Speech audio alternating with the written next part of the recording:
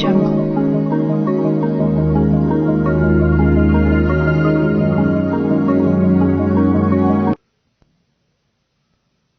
event is testimony to the vision of the founding fathers of the National Broadcasting Commission, as well as a tribute to the succeeding train of leadership of the Commission. They have all added a rich piece, that is the rich mosaic of achievements that the National Broadcasting Commission has recorded in the past 27 years. We thank all the past leaders of the National Broadcasting Commission, NBC, the Directors General, the numerous directors, the generations of staff, men and women, whose intellect and labor have collectively given the NBC its distinct culture of work and tradition of achievement. If we see farther from the standpoint of today, it is because we are standing on the shoulders of the giants that you all are. We must continue to express our gratitude for the pioneering endeavors that brought us to where we are today. As I have stated at the beginning, this is the 5th annual lecture of the NBC. The first one took place in 2015. Our guest lecturer that year was Mr. Shola Taylor. And the theme of the inaugural lecture was New Media Convergence and the Future of Broadcasting, Greedy Telco, Naive Broadcasters, and the Scramble for Spectrum. For the second annual lecture in 2016, we were able to persuade Professor Atahiru Jega to make his first appearance at a public event after he successfully midwifed the 2015 Nigerian elections. The theme of his lecture was Broadcasting and the Challenge of the New Nigeria. In 2017, which marked the 25th anniversary of NBC, the theme of our gathering that was enriched with the presence of His Eminence the Sultan of Sokoto was on cosmopolitanism, Nigeria's ethnic politics, and the communication of hate. Last year, we staged the 4th annual lecture, and it was a pleasure, bridging the gap. For this year's lecture, we would be exploring as theme contemporary challenges of the Nigerian state, need for constructive broadcasting.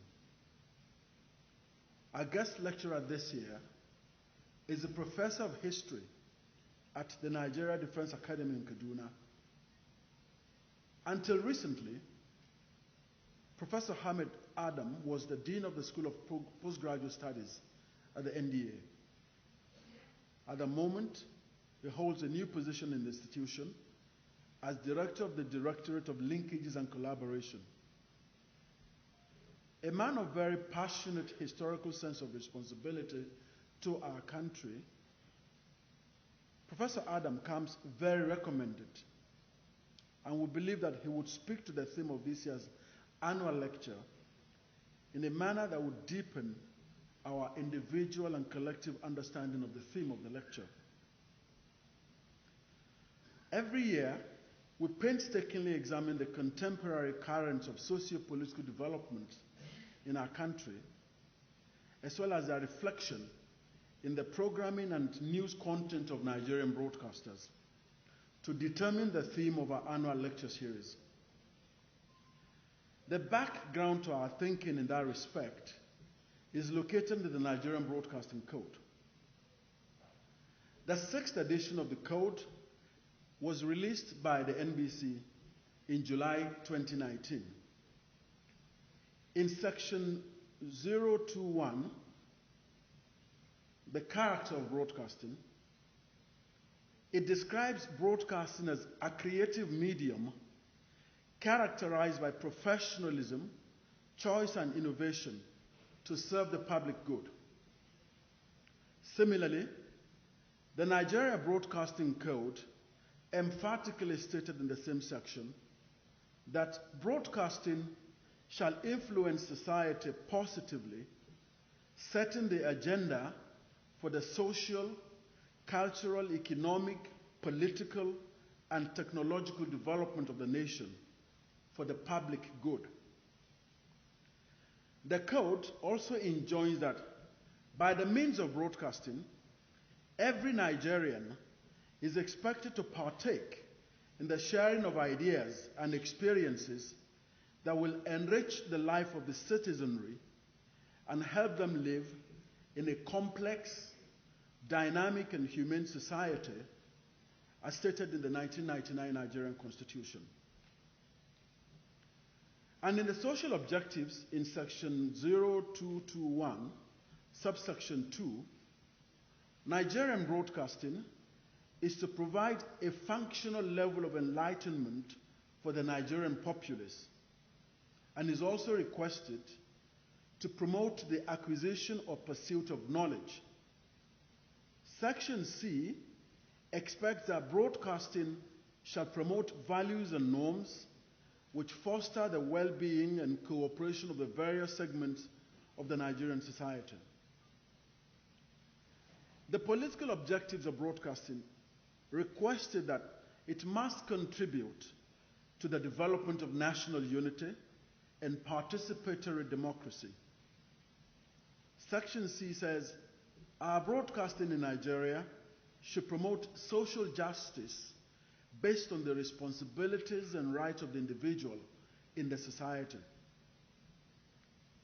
Distinguished ladies and gentlemen, given the broad backdrop of the position of the Nigeria Broadcasting Code, you can now understand the trend in respect of the themes that we explore every year at our annual lecture series.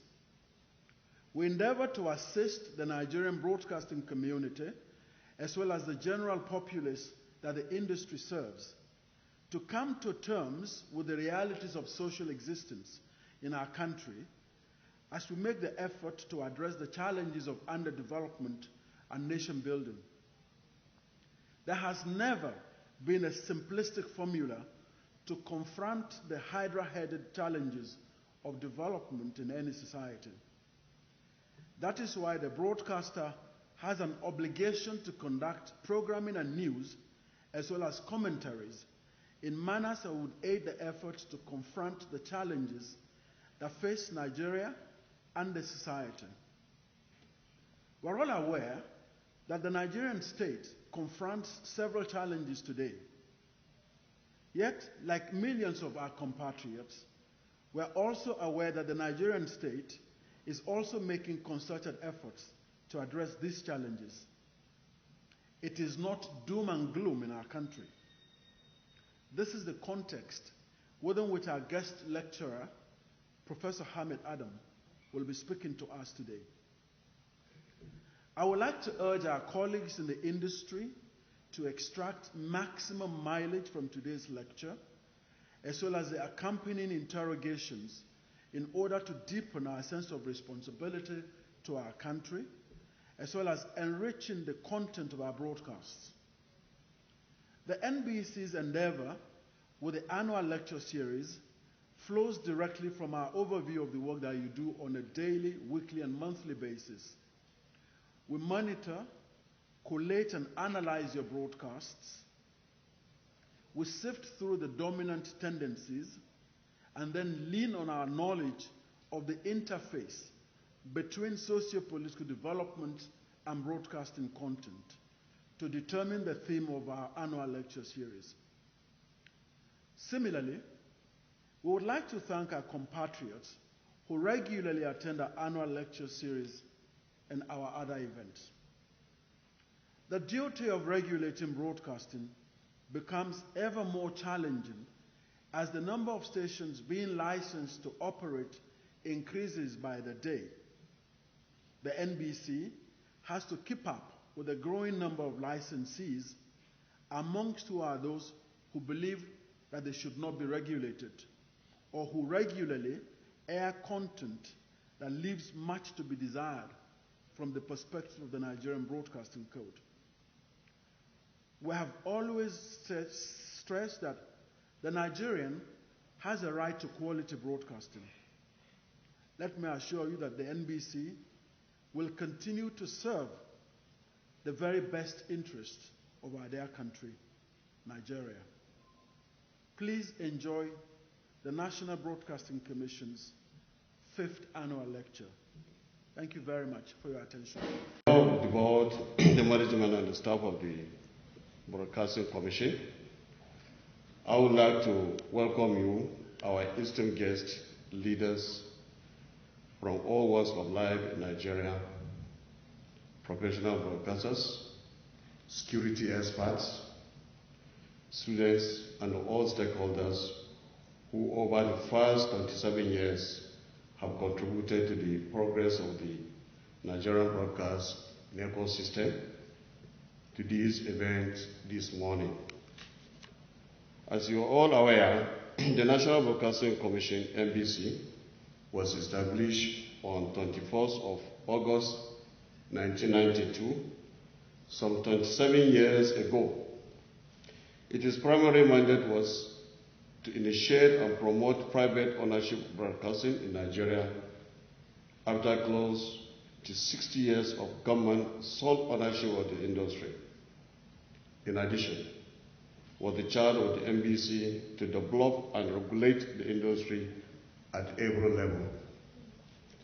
In line with this regulatory function, the NBC since 1993 has, in collaboration with the stakeholders, produced a code for the practice of broadcasting in Nigeria. The document, which is reviewed regularly to match the dynamic nature of the industry, contains ground rules for Nigerian broadcasting, and it also enumerates engineering and safety standards as well as the penalties for violation in line with the universal best practice. As broadcasters themselves and other industry watchers will testify, the enforcement of the code has substantially sanitized the industry by eliminating arbitrariness in the operation of the electronic media. The 6th edition of this Nigerian Broadcasting Code was recently launched in Kano and made available to the industry. There are a number of initiatives that Commission is focusing on in order to bring broadcasting in Nigeria at par with the rest of the world. One of such is the transition from analog and digital television transmission. From 1988 National Television Authority, stations 19 states of the Federation in 1976, and the Federal Radio Nigeria having 6 zonal level. The landscape had grown to about 700 radio and the television channels and satellite platforms. If therefore one wants to aggregate at least 15 staff per station, multiplied by about 700, it will give us the idea of jobs being created over the period, as well as the value chain attached through content providers via music, video, and such other journeys. Similarly, the provision of platform has provided in the democratization of airwaves and inconclusiveness of the public in the feedback mechanism to the government here by expressing democratic ideas. The core fundamentals of democracy are equally common participation and access to the information for all citizens, as well as gathered today. Distinguished ladies and gentlemen, we must again wonder at the power of the broadcast media, which can affect people's thinking and behavior for good or evil. Influence on the society cannot be unregulated. The tone of this lecture, contemporary challenges of the Nigerian state, need for constructive broadcasting, inquired of considering the fundamental issues that the Nigerian state is facing and the place of the broadcasting media in helping to address them. As you deliberate on this issue today, let us consider the positive of the broadcast media and endeavor to use it for the interest and progress of our dear country. Let us join hands today to move this industry forward.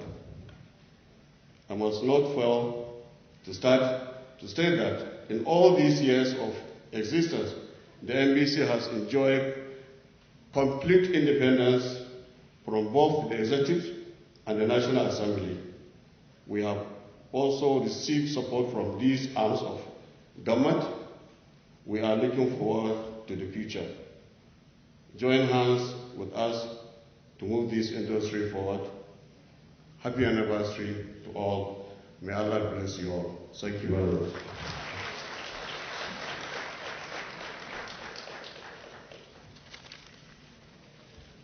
That is not only relevant, topical, but also, most importantly, something that helps in the development of our nation. I'm sure everyone will agree with me that this year's topic is very relevant, coming at a time when you look at the various platforms that are broadcasting to the nation and what they're actually broadcasting.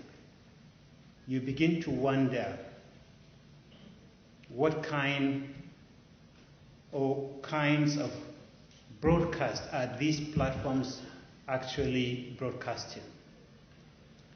There's a need for our own country, given its developmental challenges, to make sure that we, the broadcasters, actually look at our primary responsibility. Yes, our responsibility is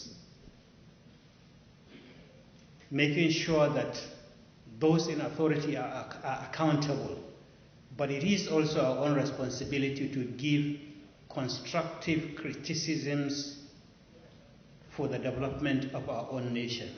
And I think that is why this year's topic of the need for constructive broadcasting is very, very relevant. I think Nigeria today is witnessing a lot of challenges, especially our own coexistence. If you look at what is being broadcast or what is in the various or on the various platforms that are broadcasting.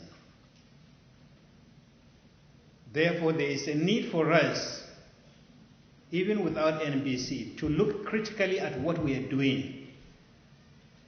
Are we doing this to unite our nation or not? And I think for the various platforms, there's a lot that needs to be looked into to see whether we are actually doing what we are supposed to do.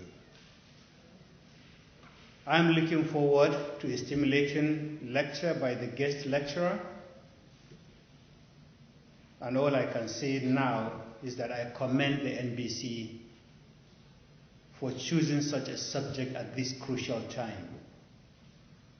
And I wish you all the best. Thank you very much. Professor Omar Garba-Dambata, the Honorable Minister of Information and Culture, ably represented, the Honorable Minister of Communication, ably represented also, the Chairman and Board of the NBC, the Director General of NBC, are begged to stand on existing protocols.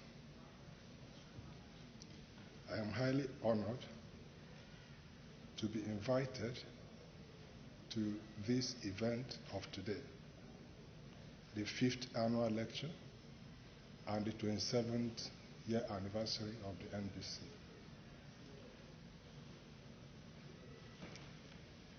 As a regulator of the telecommunication industry in Nigeria, I associate myself with the theme of this event, contemporary challenges of the Nigerian state, the need for constructive broadcasting. Yes, I'm happy to be here. I'm quite delighted to be here the second time.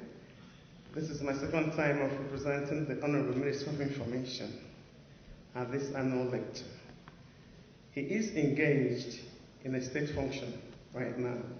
No, he's very new. Only last week they were sworn in and many state functions waiting for his attention. So he has asked me to be here and I'm here to represent him. So I will read. I'm delighted to be here today as the chief host of this annual event. May I welcome you to the 5th in the series of the NBC annual lecture with the theme Contemporary Challenges of the Nigerian State, Need for Constructive Broadcasting, to be delivered by a renowned scholar in the person of Professor Ahmed Adam, Dean Postgraduate Studies of the prestigious Nigerian Defense Academy, Kaduna. You will recall that only last Wednesday, I was sworn in by President Muhammad Buhari as the Minister of Information and Culture. It is our firm belief that the modest achievements recorded during our first outing endorse the confidence of Mr. President, hence the reappointment. Please permit me to reiterate my commitment to the realization of the objectives of this administration in taking the broadcast industry and indeed the information sector to the next level of prosperity. Let me congratulate the NBC for being consistent in hosting this annual lecture. The theme of this year's lecture is apt, considering that Nigeria recently held general elections where the broadcast industry played an important role in shaping the opinions of the electorate in voting candidates of their choices. Apart from the traditional role of educating, informing, and entertaining the populace, the broadcast industry in Nigeria has also played a pivotal role in sustaining the tenets of our democracy. Let me reiterate that the President Muhammad Buhari-led administration has great respect for the media and will continue to work with them as partners in progress. In recent times, our information space has been flooded with content that test the unity and peace of the country. These contents circulate within the social media like Facebook, WhatsApp, Twitter, Instagram, and many more social media platforms. Some of these contents, which are mostly unverified, find their ways into the mainstream media in forms of hate speech and fake news.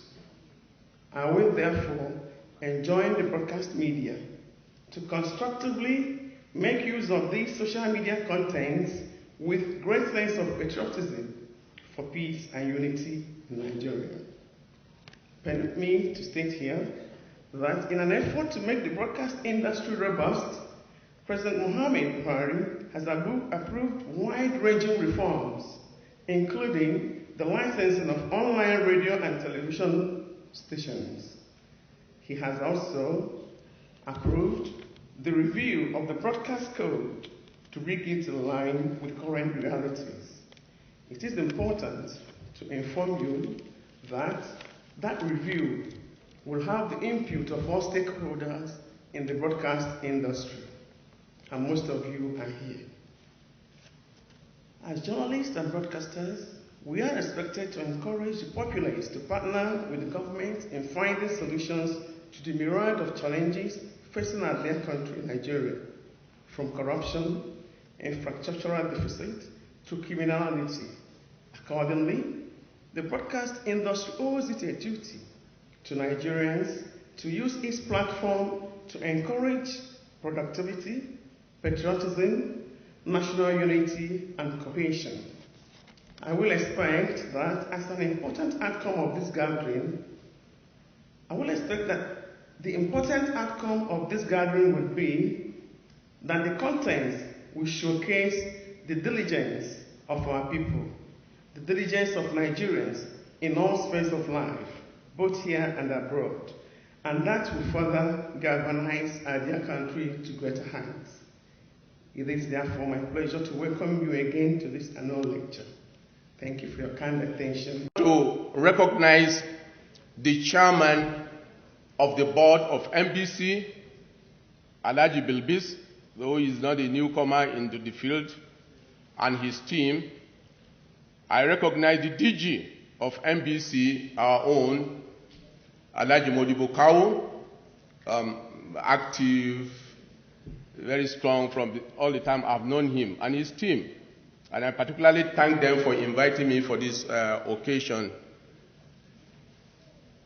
I want to recognize every single individual that are player in this field, in the past and the present. There are so many former DGs, former directors, and you have a lot of DGs from Allied Environment, Allied Field, and you have from other areas. I've also discovered that some professors are also here because I was coming. I have also seen some of my old friends around, so it's really very, very nice for us to have met here again. But one individual is very important for me to recognize for two reasons. One personal and one professional. This person is my father, is an elder statesman, the man who has contributed so much to the development of this nation, not only in the media, but in other areas. I'm not from core in media, I'm an academic. But then he has enormous impact on me and so many of us in our own generation and the generation that are coming behind.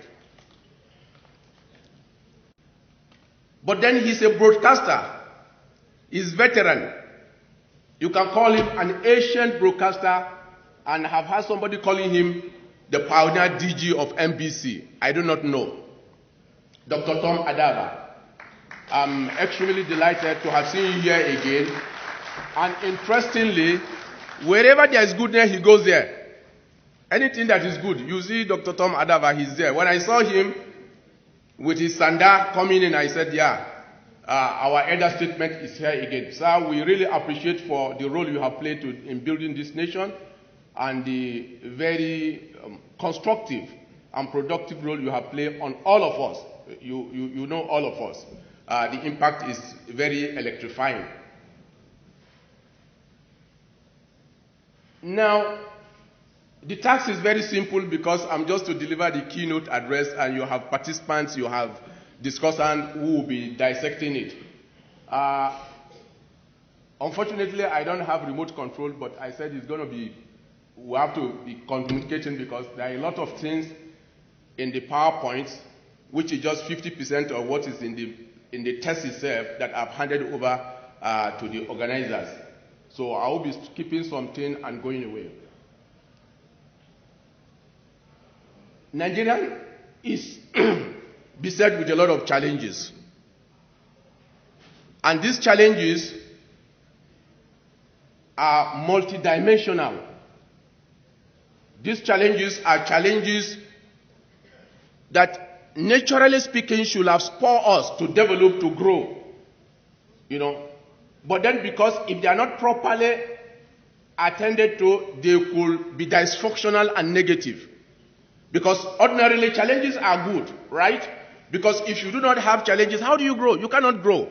Challenges are there for people to grow. But if you do not have the challenges, you can't grow. But if you leave the challenges without attending to them, it becomes a mirage.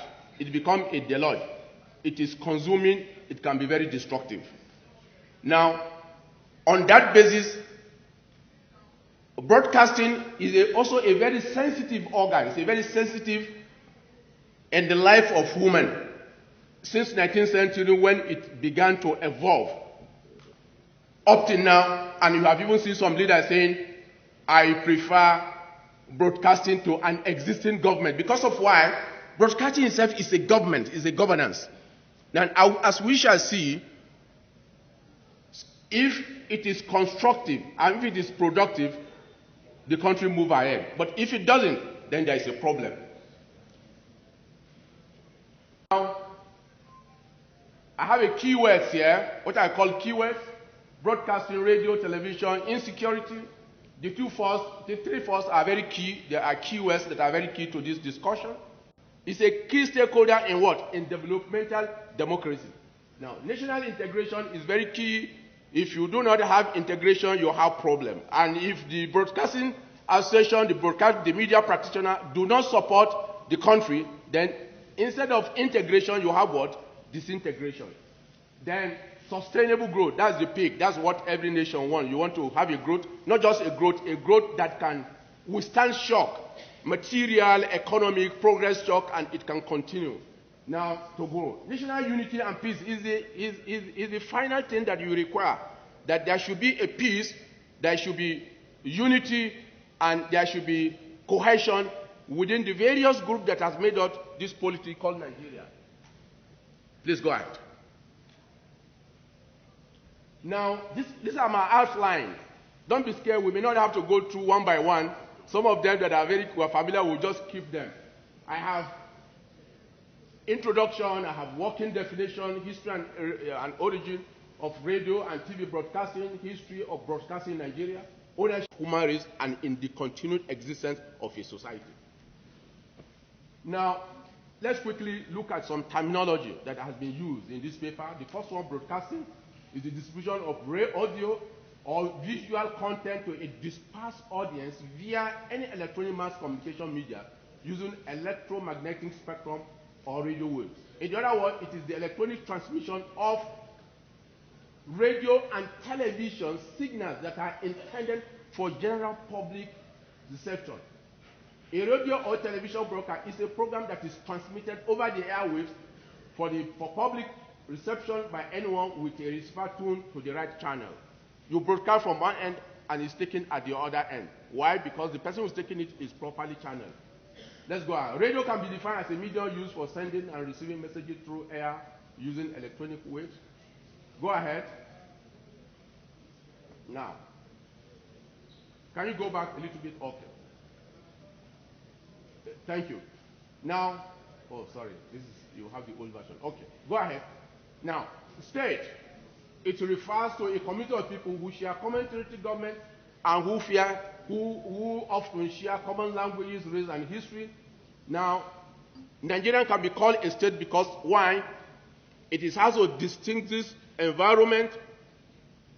It has its own characteristics of a state, a border, a police, a security. It has and is recognized by international community and international law. State has so many ways of evolving. States could just evolve in its own, historically speaking. Some states are created by force of coercion. Some states are created because the people have common history. They have common origin, and they share some common indices like race, like languages. They share culture, ethos, morals, and so on and so forth. Whichever of these cases, it's stated, and in as far as that environment, a geopolitics is recognized, it is a state. Depending, not minding what are those factors that have made them to evolve and develop. So Nigerian is a state. Security is the sense of being secure or free from danger and risk. It is a situation where either an individual, social group, geopolitical entity is protected against any form of danger, espionage, attack of any sort, internally or externally. There are a lot of thinking about security, but our concern is national security. And when we mean national security in this paper, we are talking of Nigerian national security, which I have defined as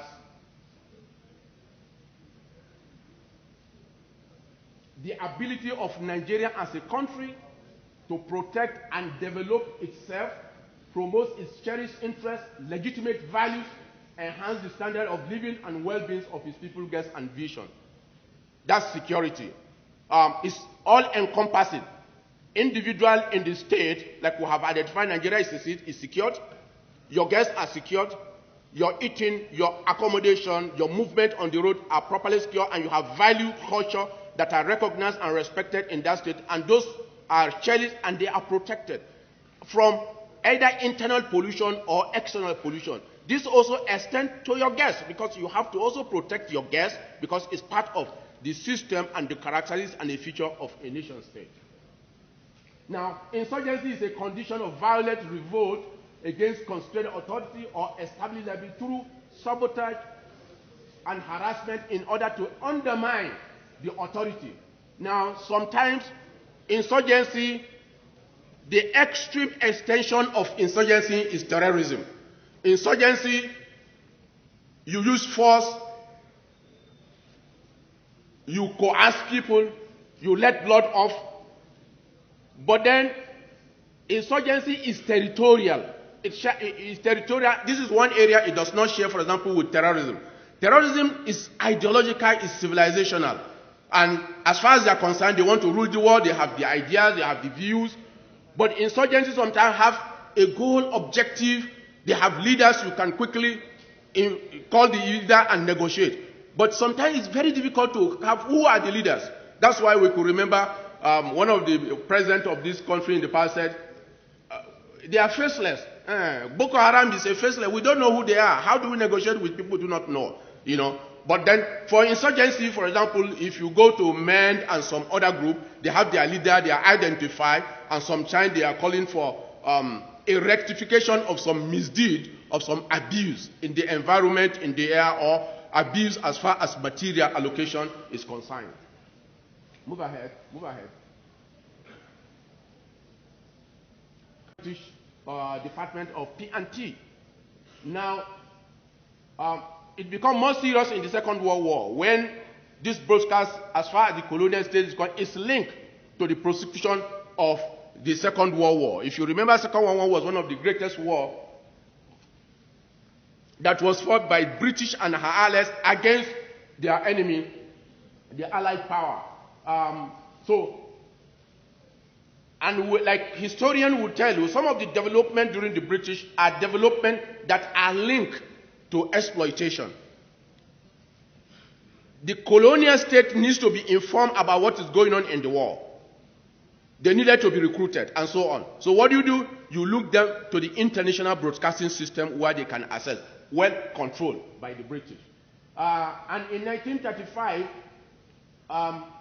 the radio diffusion system was changed to radio diffusion system in order to propagate British and Allied effort of the Second World War. The Ibadan radio station was commissioned in 1933, followed by the Kano station in 1944. Nigerian NBC was created in 1950 as broadcasts began in Lagos, Ibadan, Kaduna, Kano, Enugu on shortwave and midwave transmitter. Now, later on, a bill was sent to the House of Rep in 1956, which established and strengthened the NBC. Federal Radio Corporation of Nigeria, FRCN, was established in 1978. The Voice of Nigeria, which is the international wing of it, was created in 1990. With the creation of more state, radios were increased, television are increased, and today some states even have so many television and so on. And by 1992, as we remember, as has not been informed by the earlier speaker, now there was the liberalization of broadcasting. Private went into it, and as we have shown somewhere here, go ahead. As we have shown somewhere here, quickly, Trust Nigerian, they took the advantages of the liberalization by the Babangida regime, and you have a lot of the Clapboard TV, Channel 45, Minaj System TV, DITV, Channel 38, AIT, and so on. They took the advantage, and it was liberalized. Now, in the past, one of the reasons why there was a call and eventually is effected in liberalism was that the federal radio, the federal television, the state radio and state television are there to just dish out the people who are in control. There is need to reach the larger population. And like you have known, that all of us know, the main objective of protest is to reach to the people, to get them education, to mold their character, to tell them about their culture and so on. Education, for example, was very key in all the establishments of radio and television. So with the public-private now serving, because like I said, broadcasting was serving as inward ambition of the politicians who were in power, and it was liberalized. And in order to check these excesses, broadcasting was liberalized. As it was liberalized, private goes into it. Whether the aim and objective of broadcasting, the liberalization of broadcasting then has been realized today, well, we are all practitioners, we are all in it, and we have listened to some of the speeches that have been made that have critically reassessed the broadcasting institution. Now, challenges from two dimensions. The challenges of nation state. I'm going to look at it from critical issues that make Nigeria Nigeria, that without it, Nigeria would be in existence. Now, it's an encompassing matters, issues. Then the section B of the challenges will be to isolate individual challenges. Then we can discuss them as time permits. And like here I've said, number one, we see territorial integrity, which is challenged, the sovereignty, nationalism, equality, globalization, decentralization, self-determination, and regional groupings.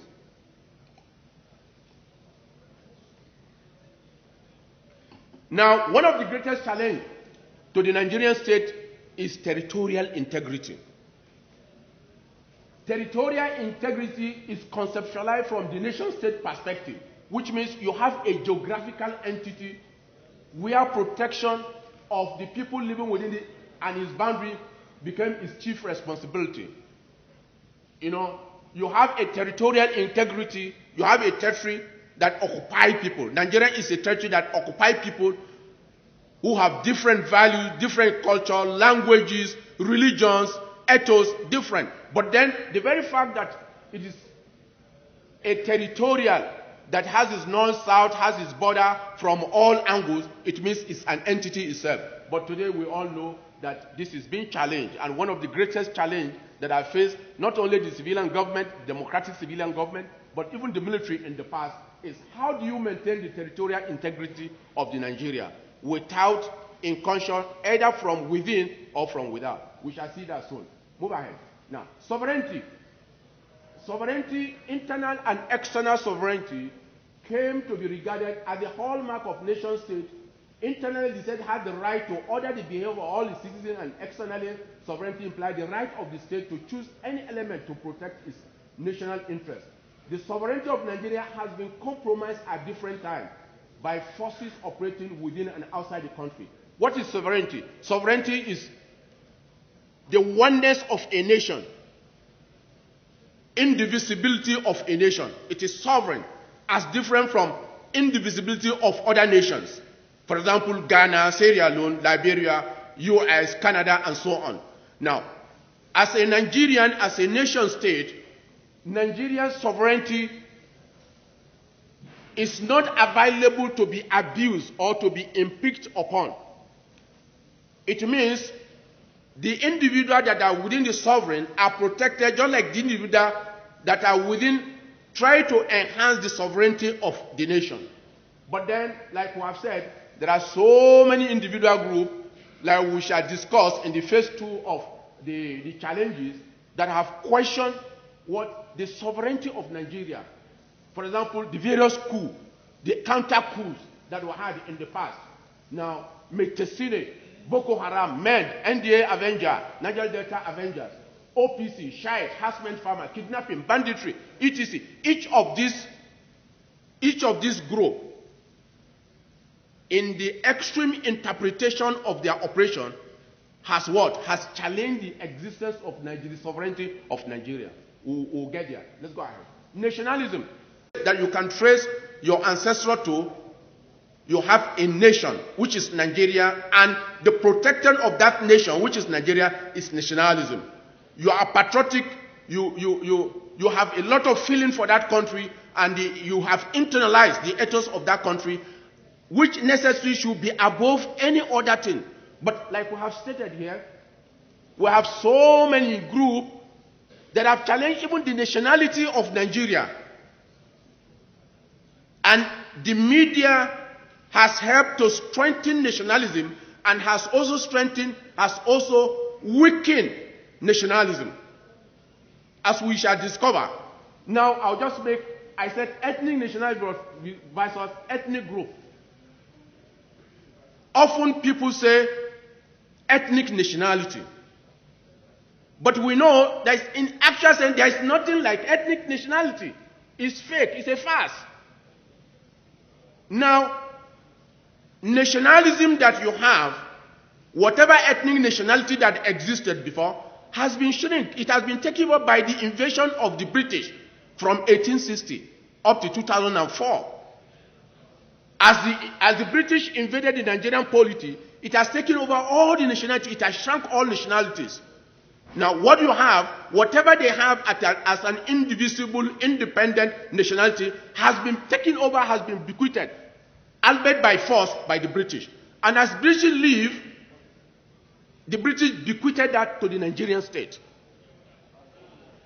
So often we make the mistake by even bringing people, by even broadcasters. I have heard that several times, even with the federal state broadcaster, saying ethnic nationality, ethnic nation. Because immediately you recognize ethnic as national, then that questions the nationality of the Nigeria itself.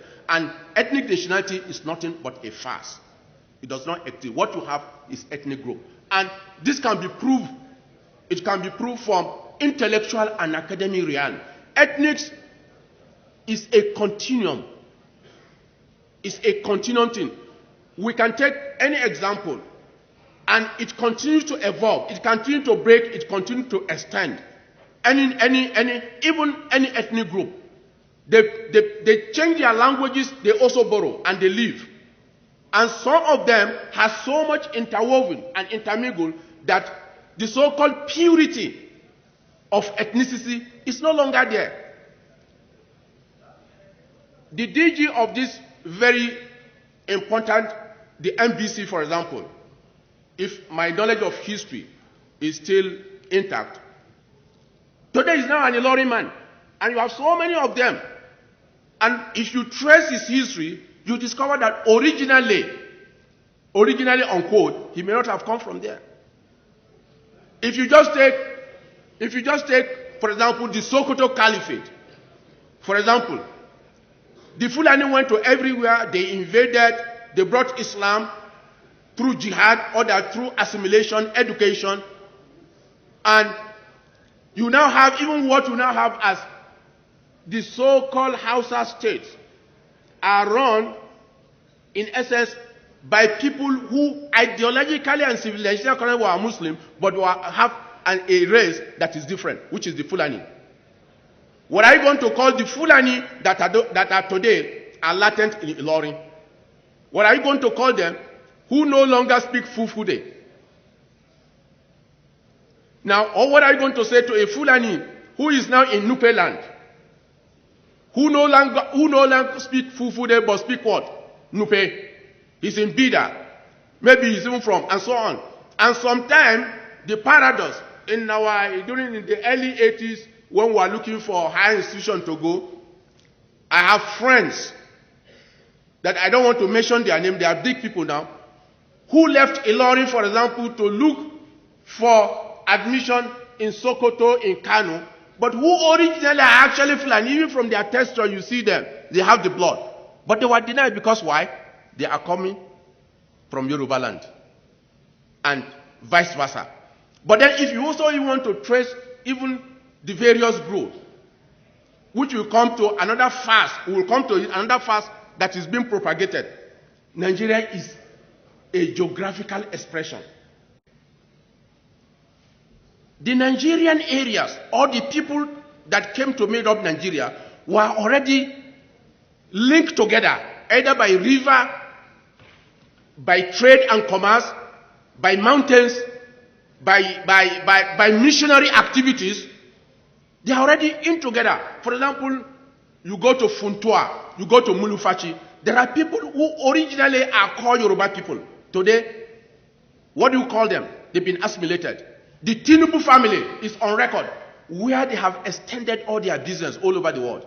But even if you go to aesthetic, you discover aesthetic artifacts that are actually origin from somewhere. Let's take, for example, Bini, but that you discover in Igala land. That you discover, for example, in north central Nigeria. What about the North culture? Which is a culture that extends within the entire north central. And even it extended beyond even the diaspora into what we now call some other countries like Cameroon, Niger, Chad. The culture has its root from somewhere, but its expansion is... So it's a continual thing. For you to say there is a pure race is another farce. It doesn't exist.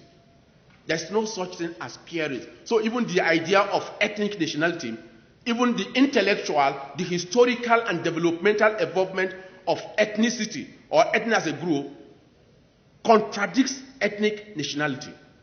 Even if we are not even speaking legally speaking. But legally speaking, we know all the ethnic nationality that existed before the British came, the British took over, and the nationality, they have lost it. They are just ethnic group because they identify themselves with a different language, culture, and so on and so forth.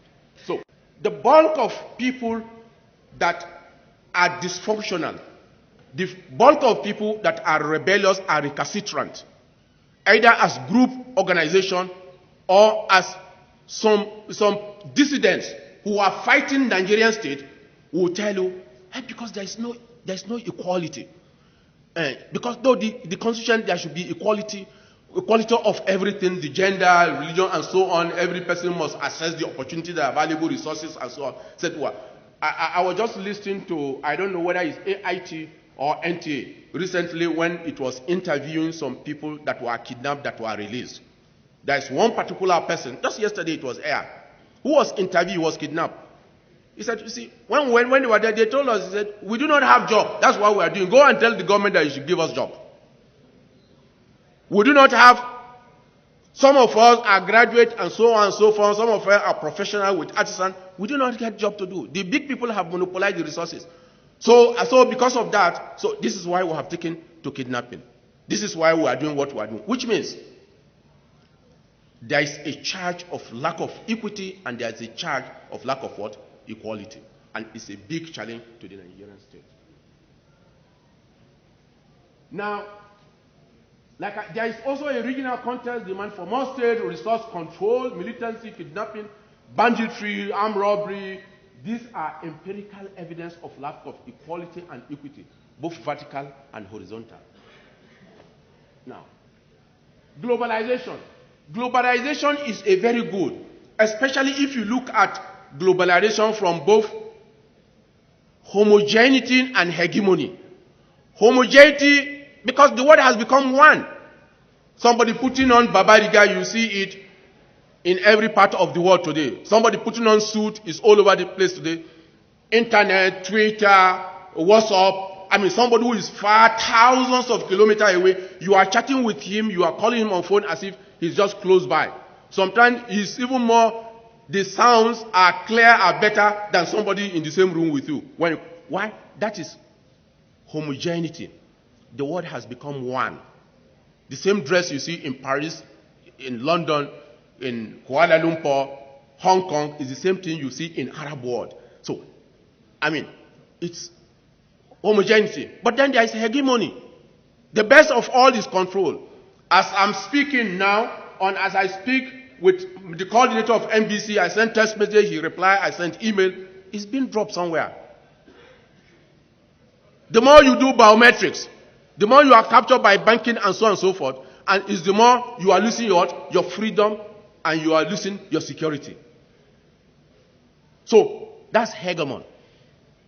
If you see Mutalab's son, who was involved in bombing, how was he caught? It's simple.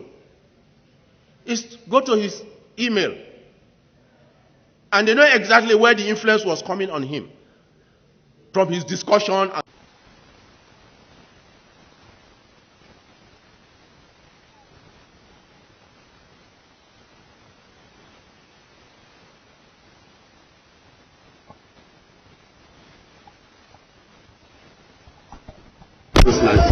Well, our target then was 2012 and 2015, and now we're in 2019. But we hope before the end of the year, I think by the grace of God, Nigeria will move to a total digitalization. So that will help the media in total in terms of the broadcasting generally. Personally, by the word of encouragement, people are doing very well. We are so proud of you, and we expect more of you to please at any given time. You are passing your message, or you are communicating to the public. Whatever it is, it should be excellent and precise. People should always talk or explain to the public within the context of what we're discussing. It shouldn't be anybody to be allowed to be carried by any sentiments or any ethical or any. We should always promote issue of unity, particularly with the government of the day that is ever ready to bring development and unity in this country. We really need peace, so we are expecting the broadcast general to promote peace in this country and unity for the general development. Thank you very much, sir. Thank you, sir. Yes, sir. Sir Godfrey Uhamu, I'm the acting chairman of the Broadcasting Organization of Nigeria. I think the theme for the NBC inaugural lecture is apt. It's the challenge of contemporary broadcasting, challenge of the contemporary broadcasting in Nigeria. As you know, two things, if you listen to the speech or the keynote address, two things came out of it. One is that he looked at the problem of a nation, Nigeria. He also looked at the challenge that is involved in building a united and integrated nation. He looked at the challenge of broadcasting in a contemporary world. For me, I see that as commendable. I see the topic as apt, particularly now that Nigeria is facing a lot of challenges.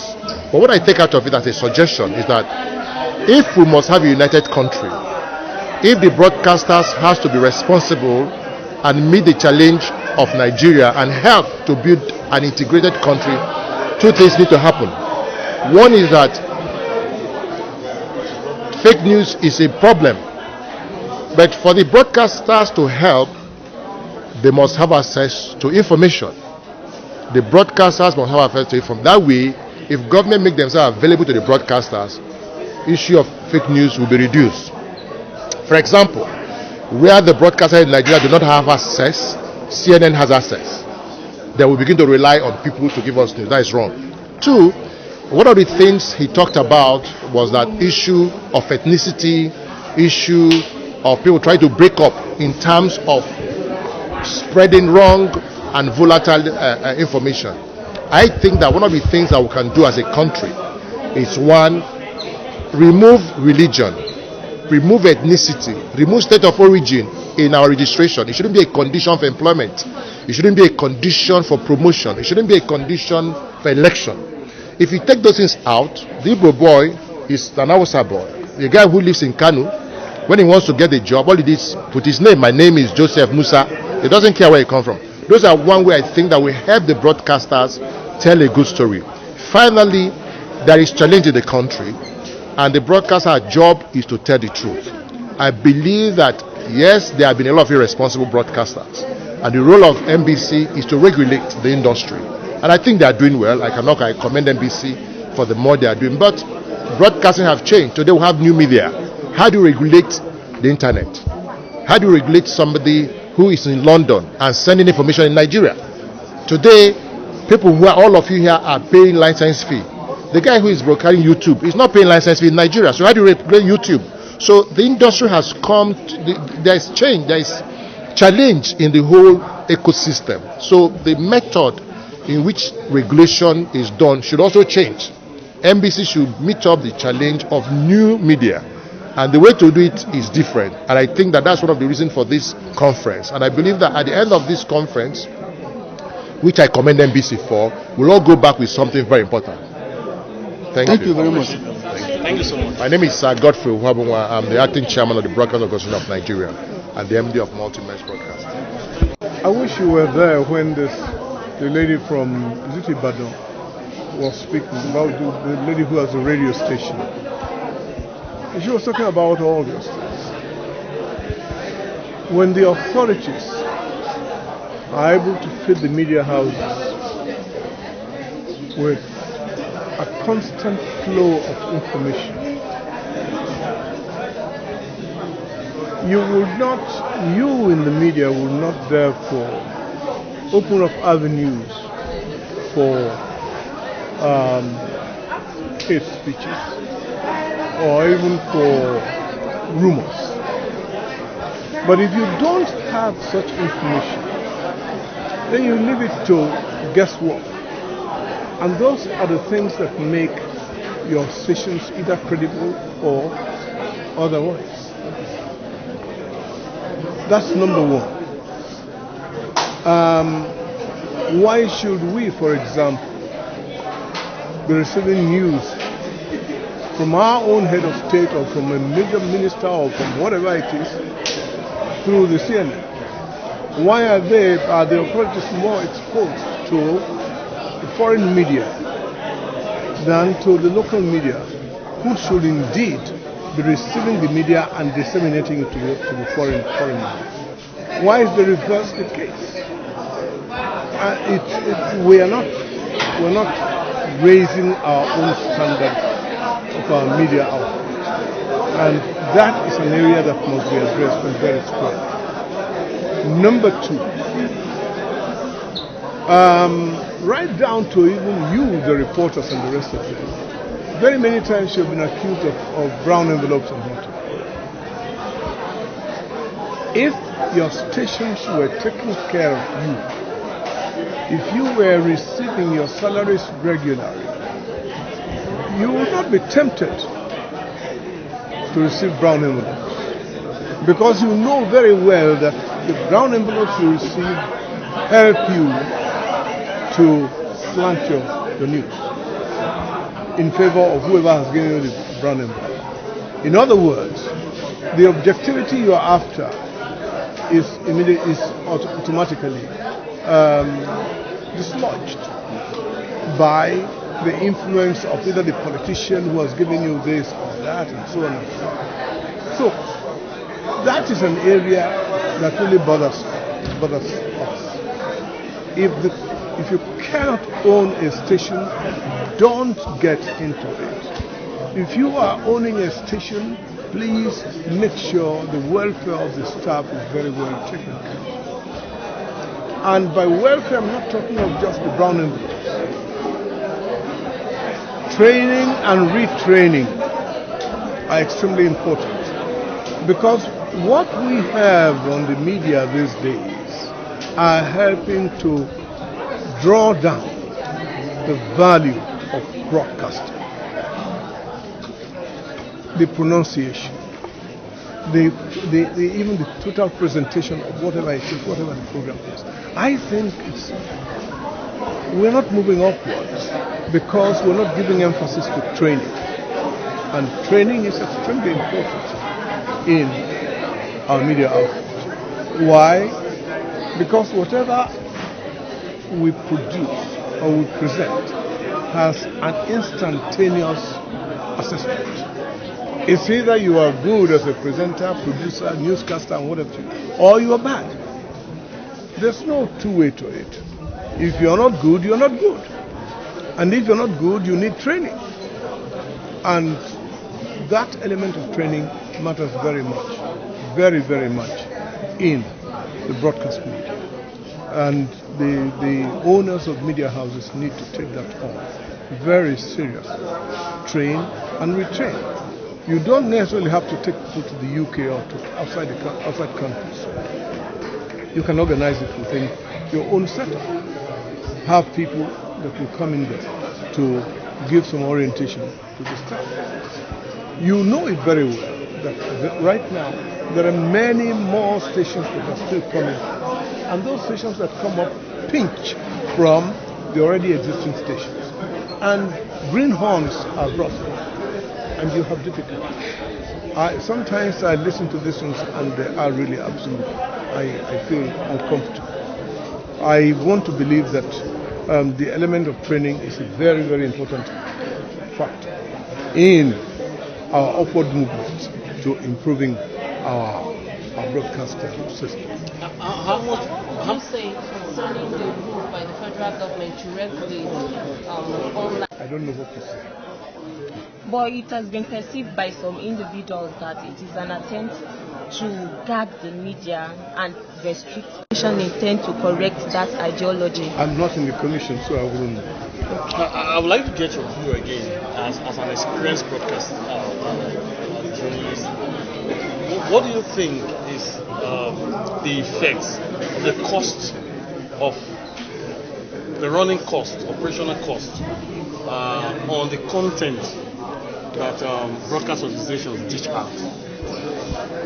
The running cost? Yes, because we've seen a situation where some broadcasters argue. Commercial, they pay for it. If they're commercial and they have quality, why not? But that you have to meet whatever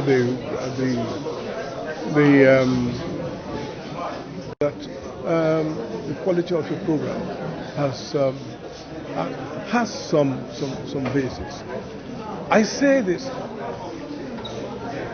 I know it very well that the level of competition that came up, in broadcasting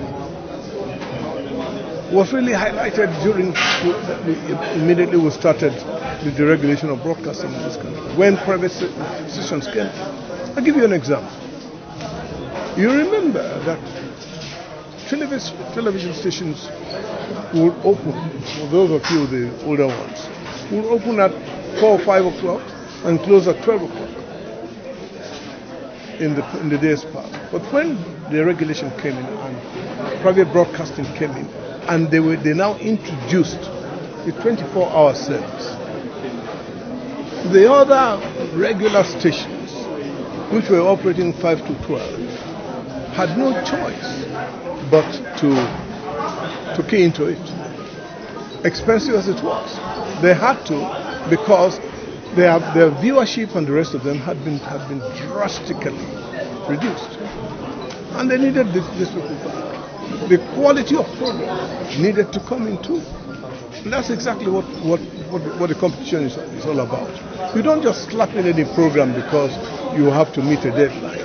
You put in programs, but you make sure that there is quality to it, so that you compete favorably with your other colleagues who are on there. So I don't see it as an ease, as an excuse. It isn't at all, and it's not professional. I appreciate your view so much. You're welcome. Thank you so much.